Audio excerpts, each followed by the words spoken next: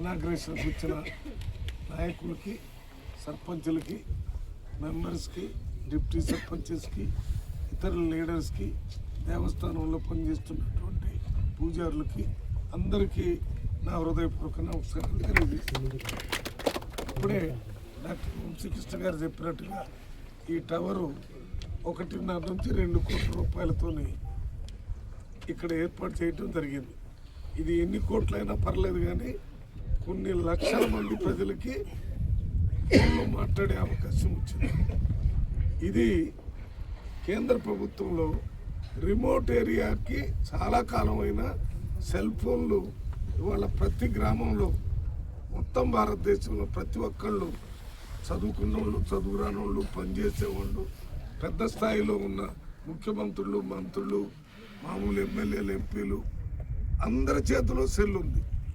కాకపోతే సెల్ దానికి కావాల్సినటువంటి టవర్ల నెట్వర్క్ సెల్ వల్ల వస్తుంది, ఈ టవర్ వల్ల వస్తుంది. ఈ టవర్ ఇక్కడ లేదు, ఇది అడవిలో ఉంది.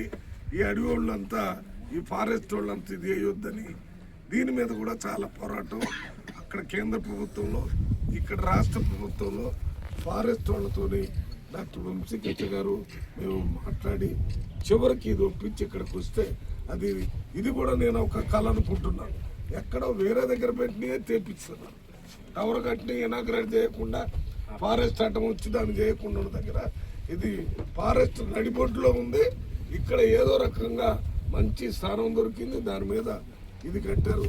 దీనివల్ల డాక్టర్ వంశీ చెప్పినట్టు ఇక్కడికి వచ్చిన వాళ్ళ ప్రపంచంతో కట్ అయిపోతున్నాం.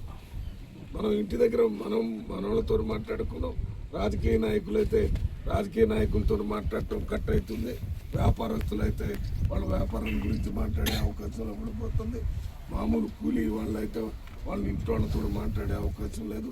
ఏమీ లేకపోవటం వల్ల ఇది మొత్తం భారతదేశంలో జరుగుతున్న అత్యంత ప్రజలకు సంబంధించినటువంటి డెవలప్మెంట్ ఇక్కడ రాలేదు. ఇప్పుడు ఇక్కడికి వచ్చింది ఇది.